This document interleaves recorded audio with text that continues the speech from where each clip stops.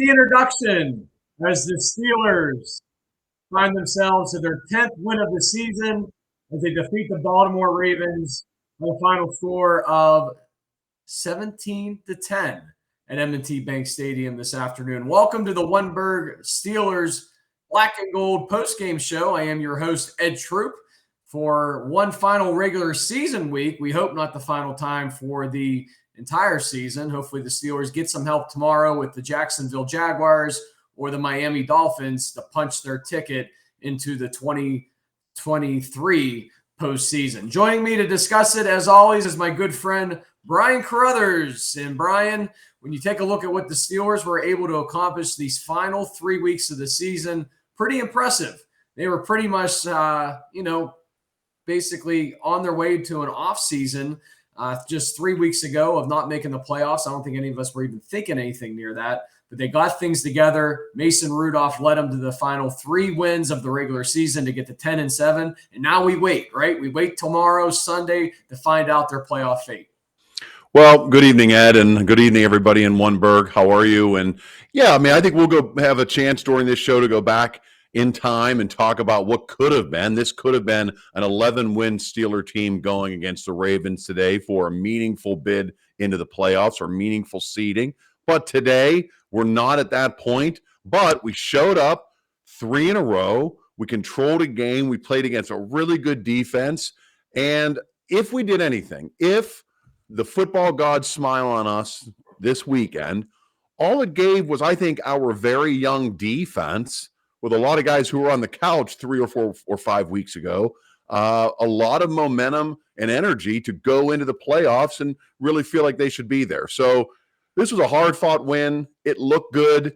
It was sloppy on the field with the weather, but I thought we persevered, man. If we are lucky enough to make the playoffs as we kind of progress upward, I think we're like that quintessential dangerous team that you may not want to see in the playoffs. Absolutely. The Steelers certainly trending in the right direction when it counts the most right here at the end of the season. And they're getting it done as they got the big touchdown strike, 71 yards to Deontay Johnson from Mason Rudolph there late in the game to give the Steelers the lead. And that was the big difference right there for the Black and Gold. Really pounded the football a lot on the ground. We saw Najee Harris with 112 yards and a touchdown, another strong game by Harris. The offensive line blocked very well for the run, not so much for the pass. Mason Rudolph was under a lot more pressure than he normally is, and that was a big difference today as well. No doubt. Najee looked great. A couple fumbles, of course, on our side, but to be expected in a torrential downpour. And by the way, was that game, was there producers at ESPN freaking out that it looked like The Little Mermaid? It looked like most of that game was being filmed underwater. We'll take. There had to be an intern. Where was the Ed Troop from Point Park University to be like, go get us towels. We need more towels. Go to the harbor, get us towels. But yeah, there was a couple fumbles, but Harris looked great. And man, what a highlight film when those 10 guys had Harris in the fourth quarter carrying him like Christ into Jerusalem, given the number 1. It was great. I mean, that was super exciting. And again, I hope the football gods smile on us because I think we got a lot of momentum going into next week if we're allowed to play. Well, I've said all week long that I like the Steelers' chances to win this game, especially against the backups of Baltimore, but I really like the Tennessee Titans at home against the Jacksonville Jaguars tomorrow. I said that all week long. I'm going to stick to it. I think the Steelers will be into the playoffs by 4 o'clock tomorrow. I do not think we have to wait for the Miami-Buffalo result. At least I hope we don't, because I actually like Buffalo in that game tomorrow night at Miami. So really hoping that the Titans do us a favor. Remember, why don't we wrap it up tonight? Why don't we root for a tie between the Colts and the Texans? We could definitely root for a tie tonight. That would also be a good thing. That'd be ridiculous. What a ridiculous way to get into the playoffs if they do tie. We want to bring on our special guest to the program here in a second, but before we do that, I want to get to our favorite commenter. Your buddy, Cindy Bernstein, is back. It doesn't matter that the season was over 4 months ago, celebrating mediocrity. So we're back. Cindy's back, and Cindy A. Bernstein back at it again, trolling us. But it seems like there's other people out there. Scott is with you, Ed. I'm not sure what he's with, but that's been a lifelong model of mine. that has always kept me in the right place. I'm with you, Ed.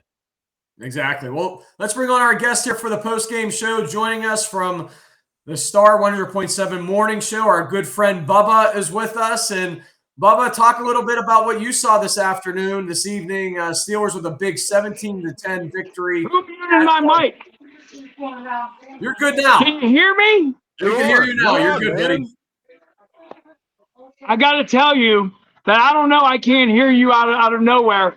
I'm at a restaurant, and whoever was the jagoff that was running around screaming his head off and going nuts, they should probably have thrown him out. Oh, wait a second. I own that restaurant. And it was you. That was you. Hey, Bubba, talk about the Steelers and this big win. It did not look good at times, almost like the old Steelers offense that we saw earlier this season, and not the offense of the last 2 weeks that produced so many yards, so many points, so much with Mason Rudolph. Weather conditions definitely a factor in Baltimore. A lot of rain, a lot of crap weather. They struggled at times, especially to be able to put points on the scoreboard. But once again, they scored when they had to late in the second half to get the lead and secure victory. What was the question for Bubba on that? That was a Listen. Can I interrupt you? Can I please interrupt you? Yes. I just want to tell you this. How about them Steelers? How about them Steelers? Enough. Listen, I am so sick and tired of the last 3 years since the global pandemic. Here's what's been going on. You got people bitching and moaning. Fire Matt Canada. Should Mike Tomlin go? Is George Pickens crying? How about we just root the Steelers on and we go back to old school? Bring back Jimmy Pole and the Steeler polka. Get Roger Wood and the Here We Go song. Change a couple names. Get rid of Three Rivers Stadium behind your back. And let's just go out and win some football. Let's go. Enough of this garbage. No negativity. Just to give Najee Harris the football and just drive it down somebody's throat. Dude, Najee running tonight looked like Bettis running in those games. Absolutely. Najee Harris, another huge game, 112 yards, the touchdown. When they ran him up the middle, a lot of success. I did not understand the pitch outs on the side where the Ravens defense just blew it up every time. You got to stay with what works. Man, when they ran up the middle, they look great. Bubba, your thoughts? Listen. I love football. I love statistics. I love watching the Pittsburgh Steelers. But the only thing that mattered is the Steelers throat punched a Raven today. Yes. And again, there was a bunch of things that went down. Najee Harris stutter-stepped, and early in the game, it looked like it cost us, when he should have just ran straight ahead. Jalen Warren, it was raining. He needed new gloves. I don't know, rub some dirt on those hands and don't fumble the damn football. You know what I mean? George Pickens didn't get any touches. But guess what? When he had that first down run, he was fired up. You know why? Because we're back to playing Steeler football. And we, as fans, need to change our mindset. We need to change who we are. We need to send them their positive energy. Back in the day, you never thought the Steelers were going to lose. You could be down by 2 touchdowns. The first time Renegade was ever played, it was against the Browns. We were losing 100-0, and Chris Ma'afala scored a touchdown with 50-some seconds left to go to come back and win that game. And never did a Steeler fan ever think they were going to lose. That's the mindset. So this is about us right now. That's what I'm saying. This is what this is about. Enough of the garbage. Oh, I'm running through a restaurant. Oh, my God, I'm just running through a restaurant. Let's go. Let's go. I'm running through a wall. That's what I'm talking about. Don't fall. Go Steelers. I don't care. I'm running through a restaurant. Woo! Yeah. Are we losing? Are we losing Bubba? He is frozen on us. Hey, Bubba, you're excited. You see these nipples? The post-game show is out of control. First of all, Brian has taken off his shirt. Bubba is now frozen, so we're going to take him off for a second until we get him back. I think Bubba just ran into a brick wall. His phone exploded. He's gone. We're getting him back. There he is. We were worried you had a heart attack at one point there, my friend. Listen, I'm down 21 pounds. You look great. I'm doing 140 push-ups a day. You look great. You couldn't lose me that fast. I'm better than I've ever been. You look great, man. At the bar today. What was the drunkest comment you heard during the game? And you go, tonight's drunkest comment. I had one of my cooks come out of the kitchen and start booing the Steelers. Okay. She'll be working somewhere else Monday. Go fire her right now. Let's go. Let's just. I did. I fired her right now. Okay, let's go. You want me to fire her right now? Here we go. Live here on the Steelers Black and Gold postgame show. You were watching. Let me ask a question. Are you already regretting me inviting me on this? No, Bubba, we love you, man. But well, not now. The internet's down again. We're losing him. He's on his way to go terminate somebody. Can you imagine? They came out and booed the Steelers. He's on his way to go terminate somebody. Exactly. Hey, not all good news. Not my kitchen, my restaurant. Oh, we got him back. Hold on. Here he comes. There he is. Hey, everybody. We are live on social media right now. I'm doing a post-game candy. The hosts say, because you were booing the Steelers, I should fire you right now. Oh, Candy. What's that? Candy's on her way out. I don't think Candy, I don't think you should be fired. So they're saying that. So should she be fired right now? Can we do a one-bird poll? Can we do a one-bird poll of some sort? Yes. Wait a second. Hold on. I got another guy back here in my kitchen. They are garbage. They're talking smack. Oh. This is like reverse, though. We're going to spit in the food to send to the kitchen on them. Exactly. Well, guys, not all good news for the Black and Gold this afternoon. TJ Watt goes down with an apparent knee injury there late in the game, and that obviously will be a huge factor if the Steelers do, in fact, make the postseason. Brian, you had some breaking news right before we came on that it was reported that Watt has a MCL. Yeah, they're reporting that Watt has a grade 3 MCL sprain.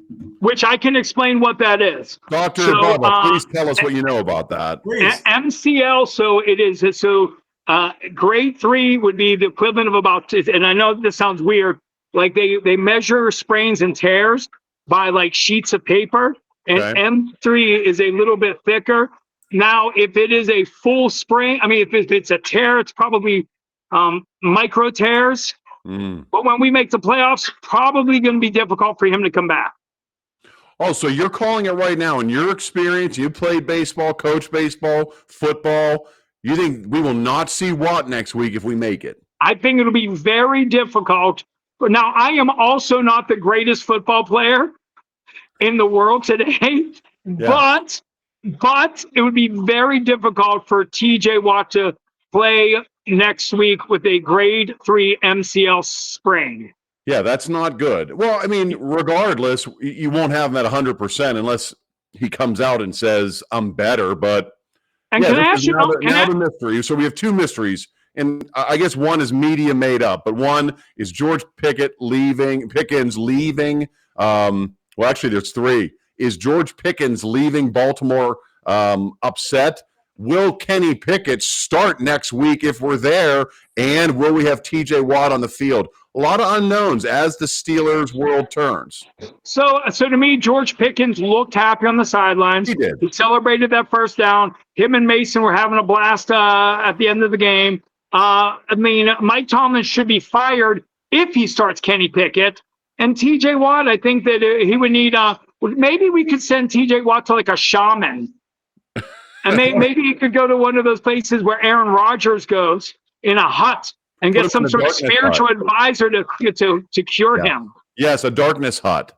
Yeah, darkness. And one more thing to really take into consideration, and there was so much, Matt Canada. And over the course since Matt Canada's been fired, these Sullivan, they've had a chance to really kind of tweak the offense. And they're at a point now, because these guys are multi-million-dollar professionals, where they have the ability to add a bunch of plays and make a lot of changes. The 71-yard touchdown to Deontay Johnson was legitimately a perfectly executed play call. Yes. And every member of that team knew what they were doing, and they executed perfectly. And if you question whether I'm right or not, watch Freiermuth's reaction when the ball sails past him and he sees that Deontay Johnson caught it. He knew that they got him. Pickens was pumped up too. When you could see the overview of it, Pickens was pumped up. They knew what that play was. And you know something? If I'm anybody in the AFC, I don't know that I want to play the Steelers in the playoffs. I mean, Najee's running. 100% agree with you. We are the team now, in quotes, I think teams don't want to see. We look pretty good. Now, there was no Lamar Jackson. I get it, but I don't know. We look pretty good. Listen, Najee Harris is running angry, and Mason Rudolph right now doesn't know that he's the guy that lost his job to Duck Hodges.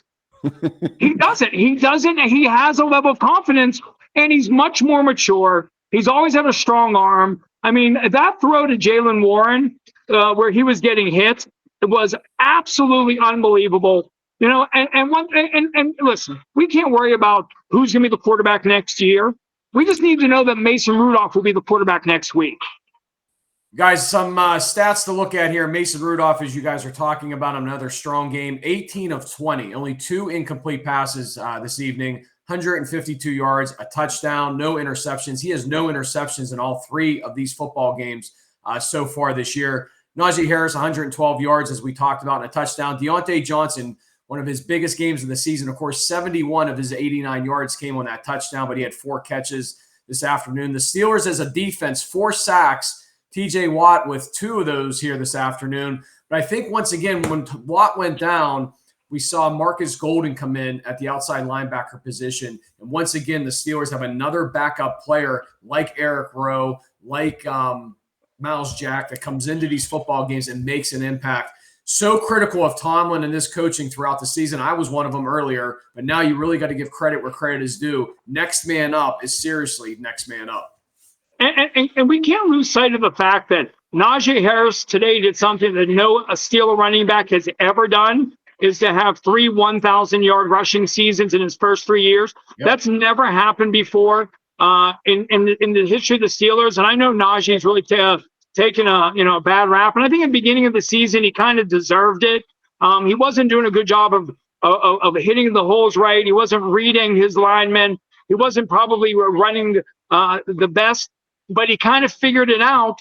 And we're seeing today why he's so good, because when he does, ride Seumalo's ass through a hole and burst, I mean, he's really, really, really tough to bring down. And I don't know if you have this number or not, but of the 1,000 yards that he's run, more than 700 yards this season has been after contact. That is a number that is beyond scope. Think about that: 1,000 yards rushing, 700 yards after first contact. It really is impressive.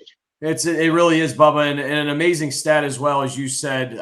3 1,000 yards to start his career, the first and only Steeler to do that. And you think about how many great running backs have come through that Steeler locker room over the years. Quite impressive for Najee Harris, who will probably now be picked up for that 5th-year option in the offseason on his contract. There were some questions early in the season whether that was going to happen. Now I think it's a no-brainer. You absolutely bring Harris back. Guys, how about this statistic as well? The Steelers finished the season 5-1 in the AFC North. Their only loss was at Cleveland. That was it. They swept the Bengals. They sweep the Ravens. They go 1-1 against the Browns.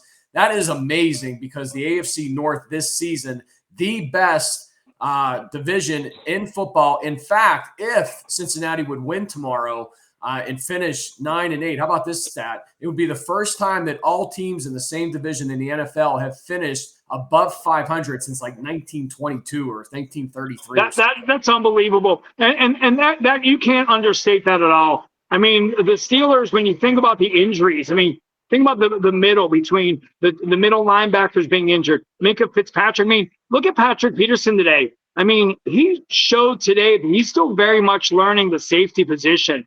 He was out of position multiple times, but he's a gamer. He'll be there. But if you think about the fact that we literally, and this is no exaggeration, the amount of injuries that we've had through the course of the year, the calls about firing Mike Tomlin, was it Travis Kelce that said that Steeler fans are insane for thinking that we should fire Mike Tomlin? Larry Fitzgerald, Travis Kelce. The fact that Travis Kelce's getting some from Taylor Swift and he's thinking about Mike Tomlin, that's impressive enough. Standard's the standard. Well, it's just a good thing. Every game of the season, and man, you probably get thousands of calls every week, but every game of the season we treat as it's the last game of the season, like it's a complete body of work, and it's not. So thankfully, Omar Khan, Tomlin, these guys have 50,000 additional GMs and head coaches to give them advice throughout the season to stick with the plan. Because if anybody could get in, we would have everything new every week. We'd change our uniforms every week if it was up to the fans. Everybody should stop. As I said, when I caused Brian to rip off his shirt and focus on being a rabid Steeler fan. I mean, who cares? Let's go. Let whoever's next. It's like Goldberg back in WCW. Who's next? Well, hey, I don't think you want to play us next week. I think that and we've talked about it before, I think that if you would get Jim Harbaugh at a New Year's Eve party or dinner tonight, and they would say, what team would you not want to see in the playoffs? I think 9 out of 10 times he says the Pittsburgh. Exactly. Guys, one other takeaway from this big Steeler 17-10 victory at Baltimore. By the way, you are watching the One-Bird Black and Gold postgame show. I am Ed Troop with Brian Carruthers and Bubba from the Star 100.7 morning show. And Bubba and Brian, one thing I also wanted to talk about, just to kind of wrap up the Steelers-Ravens, and we'll talk about the playoff picture and scenarios going into tomorrow, is special teams play. Today. Once again, we saw Percy Harvin really struggle from the punting position. The punter for the Ravens was unbelievable. Pushed us back inside our 10, 15-yard line several times, but Harvin continues to struggle. But Calvin Austin, huge punt return that eventually got the Steelers in good shape to get that field goal and get down inside the 5-yard line. Calvin Austin has had several kick returns this year that have really set the Steelers up with good field position. So on one end, we have some positives. Of course, Chris Boswell money again. But, man, Percy Harvin once again struggled. Calvin Austin was unbelievable. I do have a recommendation for One-Bird. You guys are amazing. I think starting tomorrow, you should start selling Bring Back Josh Miller jerseys. Yes, I think you should bring back Josh Miller T-shirts. Because Percy Harvin, he's had enough. Mike Tomlin often talks about putting it on film, then evaluating the film. Percy Harvin has put enough on film to know that we need a better punter. But when you look at his stats, though, he's like one of these weird guys that you watch and he sucks, but his stats are not bad. Listen, I don't know them, but that would really surprise me. I know. I'm telling you. When you look at it, you go, well, I don't know who we would replace him with except if Bubba was available. Now, are you available? Listen, I am one. Like I said, I'm down 21 pounds. In fact, when we get done here, I thought you said you're down 41 pounds. What's that? I thought you said you're down 41 pounds. 21 pounds. Oh, okay. I'm done, and when we get done here, I'm doing push-ups till my wee-wee falls off. Hey, here's a number that I'm more interested in, and I didn't think this would happen because we have had a great Christmas. We've been married for 20 years. But, Bubba, do you have Candy from your kitchen's phone number? Yes. You want it? Do you have it? This is a weird time to tell my wife it's over, but listen, it's fine. I'll text it to Ed. Ed will text it to you, and your old lady won't be any the wiser. Smart. Well, guys, let's do in fact talk about the playoff picture. The Steelers needing to get this victory. Now they need help tomorrow. There's a couple different scenarios. One is if tonight's game ends in a tie between the Texans and the Colts, that would get the Steelers into the postseason. But, of course, that game is for the AFC South Championship, so not too sure we're going to expect anything there with that. So looking ahead to tomorrow, the first opportunity is the 1 o'clock game in which you need a loss by Jacksonville. I'm putting you guys to sleep with these scenarios. Do you need Jacksonville to lose at the Titans? That can happen. Don't you think that can happen? That's our best shot. Listen, Mike Vrabel dropped the F-bomb 3 times in a press conference. It's absolutely going to happen. Get ready. If you have FanDuel, DraftKings, or if your neighbor Dom still takes bets down the block, down outside of Isley's, put all your money on the Tennessee Titans tomorrow. You heard it here first. You can blame Bubba. Mortgage your house. Sell your dog. I think take your grandma's organ out of the basement that she gave you in 1976. Sell it. Put it to the pawn shop. Put that money. You can always buy that organ back. Yeah, Vrabel looks like a man on a mission, and Jacksonville is weak. All these teams are weak. It's amazing that when you talk about Trevor Lawrence is back, but Trevor Lawrence is back, and that changed the.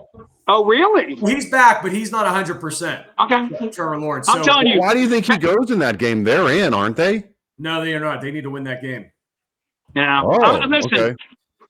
Brian, I'm not a gambler. I don't like gambling. I work too hard for my money. You just said that I should gamble everything I have. But I'm telling you should gamble everything you have on the Tennessee Titans. Okay. I didn't say I was going to. I said you should. Okay. Whoever loses that game would need some help, but whoever wins that game between Jacksonville and Houston wins the AFC South. So Ed, correct me if I'm wrong, if Jacksonville loses and Buffalo loses, we're the 6th seed, right? Yeah, if that scenario would happen, if both of those, we need both of them to lose. If they both lose, the Steelers actually bump up to the 6th seed, in which they most likely would have to go to Kansas City, because Kansas City's pretty much locked in as the 3rd seed in the AFC. That 2nd seed will be either Miami or Buffalo, and I think that's where the Steelers would end up playing. So imagine that. They could either go to Miami or go to Buffalo, depending on who wins that game. But again, if Buffalo wins that game, this could be a secondary conversation because you've needed Jacksonville to have lost that first game to get in. But is it true that if Buffalo loses, they're out? Yeah, they can go from being the number 2 seed to losing and possibly not making the postseason now that the Steelers have won this game. Correct. I feel better about going to play Jacksonville if that happens. So I guess I'm rooting for Miami tomorrow to knock out the Bills. I like us in Jacksonville, but here's the thing: I like us anywhere. I think we have nothing to play for, nothing to lose. That's why I guess I should say I was most disappointed to not see a couple balls aired up to Pickens, because we have literally nothing to lose. We shouldn't be here. We shouldn't be doing this. Rudolph said he's going to be a commercial real estate agent. He's got nowhere to go.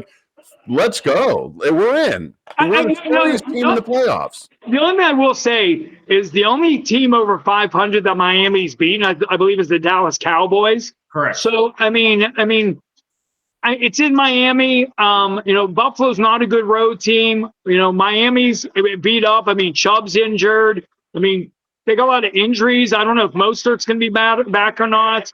Tyreek Hill is still dealing with an ankle injury. I hope. I always say this. I hope it doesn't come to that. His mind's all messed up. Advantage Steelers. Well, one other thing, guys, to think about too in that Jacksonville Titans game was when Jacksonville came to Acrisure Stadium and beat the Steelers. At the end of the game, several players were celebrating with the terrible towel. Right. And it always comes back to bite you, right? So what a great opportunity would this be tomorrow to come back and bite the Jacksonville Jaguars and keep the terrible towel curse. Exactly. And that's coming full circle to where I started it. It's not about who your offensive coordinator is, it's about Steeler football. And when you mess with the towel, you mess with Pittsburgh. Jacksonville's going down. No, not doing that again. I thought we were getting the shirt off again. No. I was told not to do that ever again. Hey, Greg checks in and says, who would have thought that Mason Rudolph would be this year's savior? Greg, absolutely. It has been a weird twist and turn type of season, and at the end of the rainbow. Although, now, what's today's date? January 6th. Can we stop with the Mason Safe Christmas jokes? I'm telling you, they're over. Rudolph. And they're over. I'm so bad I see Mason and the joke's Rudolph. Someday I'll be better in my life. Bubba, weigh in on this, because last week, Ed and I, we didn't talk for a week over it. I believe that if we do make the playoffs, which I believe we will. Yes. I'm not saying we should, but if we do not start Kenny Pickett in that game, his career with the Steelers is over. In the playoff game? Yes. So I want to make sure I understand the question. You're saying that if Mason Rudolph starts next week when we make the playoffs, Kenny Pickett will not be the quarterback again? I disagree. Okay. And I'll explain to you why. Why? Mason Rudolph is going to tell the Steelers to shove it up their bums, and we're going to cut Mitch Trubisky. And next year, going into the season, Kenny Pickett will be the best option.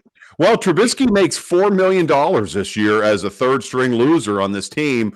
Mason makes $1 million. We'll have some money to pay him if we really think he's that good. And, fair weather fans of the Steelers, he's he's Terry Bradshaw incarnate. So I guess we could pay him if we think he's as good as. But if you're Mason Rudolph, do you come back? Yes. Well, no one would take him this year. So maybe his stock has changed. Stock price went way up. Maybe a team does want him after this last run.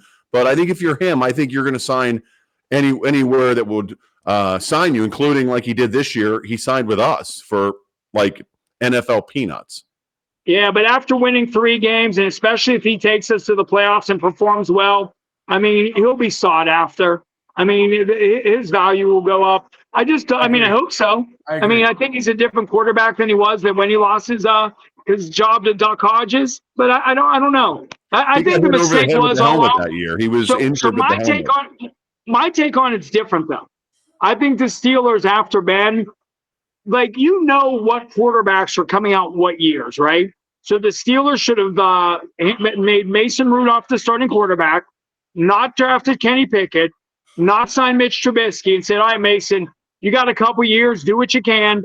Kept Josh Dobbs. Who knows? Maybe draft. Let's see, Brock Purdy late in the draft that year instead of Kenny Pickett first round, because this upcoming year is a great quarterback draft. It is. So Mason Rudolph could have been the quarterback for 2 years. I mean, the Steelers knew 2 years ago that 2 years removed. I mean, they've got so much amazing advanced scouting. They know what drafts and what players are going to be available. I think the mistake came when we signed Trubisky and drafted Pickett. When Mason Rudolph never made sense in it. The plan was Trubisky would be 2 years as we figured this out. No one saw us drafting Pickett, and no one saw that coming. Yeah, and it really should have been Rudolph. And, and we also have to take into consideration, I mean, the Steelers were very high on Dwayne Haskins, and obviously that was a tragic end to his life and just horrific. That changed the trajectory as well on some level, I believe, as well, for the plan for the quarterback position for the Steelers. Hey, guys, just a couple other quick notes, too, as we get on the final stretch here on the Black and Gold postgame show. I'm just warming up. And, hey, Bubba, where are you at the South Point location or your new Rostraver Gardens location? Look at that. I am in South Point, overlooking. Look at the Zamboni drive. Let's see if you can see him. Where's he at? Where's the Zamboni drive? Oh, there it is. Hey, there it is. Can you wave? Can you get him to honk, honk? There you go. Bubba, I had spent a handful of nights during my childhood and growing up in the Rostraver Ice Gardens, having grown up right down the road from there. And the former Bud Murphy's that you're taking over was a popular hangout back in the day for the Bell Vernon folks. So, man, I'm excited to see you go in there, and we're excited to check it out. Hey, I'm hiring if you're looking for another JOB. Let's do it, man. Let's do it. Not that there's any pressure on you, but the greatest night in the history of the Rostraver Ice Arena was when New Jack showed up, took somebody on the bar, smashed a bottle of Jack Daniels over his head, and then licked it off his body. Well, that was also the place where I was the only guy crazy enough to invade an ECW show, and Atlas Security beat the living out of me, beat the snot out of me in the ring, and then I got totally screamed at by Paul Heyman. Paul E lost his mind on me because I was breaking kayfabe. Well, why? You went there you went in character or out of character to run in the ring? I was doing a gimmick where I was, because of a couple guys in ECW, namely Shane Douglas and Mark Keenan. Who by the way goes by Cody something or other, I don't know. So the gimmick was I jumped the rail, I punched the ring announcer, I grabbed the mic and I cut a shoot promo on ECW, and a bunch of wrestlers came out, and they this big screaming match. Paul E came out. And the goal was to take it to television. So we did like a sample at Rostraver, and then we did another one similar to it at the David L. Lawrence Convention Center. And I was going to do it on TV, and then ECW ran out of money. There you go. I don't like my show. That was the end of it, right there. That's it. Hey guys, Adam Scheffer reporting on ESPN about TJ Watt. Brian, just to back up what you said earlier, grade 3 left MCL. But he's also reporting that Watt actually wanted to go back into that football game, and the Steelers just simply would not allow him to go back into the game. Maybe I'm wrong. So that could be, wow. that could be a good sign if he was wanting to go back into that game and willing to go back in. The Steelers held him out as a precaution. So That's awesome. He's an animal. He's an animal. Hey, We'll Bubba, I don't want to that. jump ahead here or sound like a fair weather fan, but what are these special? What are your Super Bowl Steelers specials at Bubba's at South Point in February? You didn't just say that, right? Oh no, you don't talk about that? It's like a no-hitter. You don't say that? Like, did you really just say that? I don't want to sound like a fair weather fan, but I want to promo it for you. Like you just said those words? I gotta go. I gotta go. You just jinxed the season. Double yoy. Wait, me? Brian, you just jinxed the season. I don't know. I don't even play. I'm in my basement. No, but true Steeler fans are superstitious. You said the words that can never be spoken.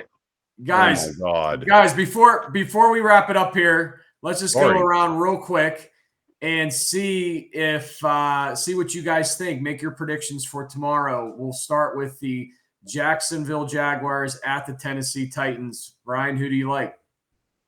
Well, I have a couple predictions for tomorrow, but I'll stay in line with you in the Jacksonville game. I like the Jacksonville Jaguars. Bubba, who do you like tomorrow? Bet the house on Tennessee Titans, and Mike Vrabel is going to drop F-bombs after he quits and becomes the next head coach of the New England Patriots. Well, I think, Brian, didn't you say that you thought Vrabel looked like a guy that stormed the Capitol on January 6th? Is that what you said? No, that you're mixing up. I said Dan Campbell looks like he stormed the Capitol. Wrong coach. Okay. Well, okay, gotcha. Vrabel may have. He looks like he's more educated than Campbell. Yeah, I'm with Bubba. I like the Tennessee Titans at home, and I think the Steelers punch their postseason ticket by 4:00 tomorrow. Tomorrow night, and just in case that scenario does not happen, Buffalo at Miami. Who do you like, Brian? I like that nerdy coach in Miami. Mike McDaniel. Got like a good scheme, and they've been humiliated the last couple of weeks, so they're going to need something big. Knocking off Buffalo will be big for them to get in. So I think if the Titans can't do it for us, I think Miami punches our ticket. I think Miami wins and the Steelers go into the playoffs, the number 6 seed. Nice. I like that. I'm excited about it. I'm running again. Let's go. Steelers are going to be the 6 seed. We're going to be the 6 seed. We're going to be the 6 seed. Are you kidding me right now? Jump on the ice. I like the Steelers to get in the playoffs by 4:00, and I hope that happens because I actually like Buffalo at Miami tomorrow night. I think the Bills are going to beat the Dolphins. So for Steeler Nation, let's hope that the Titans get it done in the 1:00 game against the Jacksonville Jaguars. Guys, final thoughts on the victory. I think I'm getting laid tonight. Oh, good. That's a good thing. I think Mason looked good. Okay. If we don't play Pickett next week, if we make the playoffs, he's done forever. He'll be gone. He'll be shipped out of town. And I just want to say one more thing. If we don't make the playoffs, we have to keep our eye on the ball that we were the reason that we didn't do it. We lost to really crappy teams. And so tomorrow, let's not blame Buffalo or blame Tennessee if this happens. The only people we could have been going into this game tonight against the Ravens with 11 wins, trying to get 12. And so let's not lose focus that we are the ones to blame if that happens. I think we go to the playoffs, and we don't worry about anything until the good thing happens at the end of the season. But yeah, I think the Steelers today did what they needed to do in a horrific playing environment. We can't overstate that enough. The environment, the field, the weather conditions, the rain, the cold, it was horrific. It's hard to do anything in there. If Brian had to walk out to his mailbox in that weather and grab mail, he would drop the mail before he ever got back in the house. So my point is, you know what I mean? Let alone a 350-pound guy trying to tackle you. So the Steelers put together a pretty good scheme. The Faulkner and Sullivan have done a decent job. Do I think they should be the OCs next year? Probably not, but they did a great job scheming. Najee Harris has kind of come into his own. Mason Rudolph doesn't realize he's Mason Rudolph. And here we go, Steelers. We'll see you in February at Bubba's. Thank you, Brian. Thank you, Bubba. We appreciate it. Did you just say that? He Could you did stop say- saying that? You got to run again. Can you run to take us out? There he goes. The shirt comes off. Bubba runs, and the Steelers a 17-10 victory as they are now just need some help. They are a Miami Dolphins win away from getting into the postseason, or they are a Tennessee Titans win away from getting to the postseason. That'll do it for our post-game show for this week, for the Black and Gold post-game show here on Oneberg. We want to thank everybody for joining us, not only tonight, but how about this? All 17 regular season games this year. Every week we were on, we enjoyed it. It was a lot of fun from week 1 all the way through this evening. We're hoping to be on one or maybe even a couple more times. If the Steelers do make the playoffs next weekend, we will be on there with you. Until then, have a great night, everybody.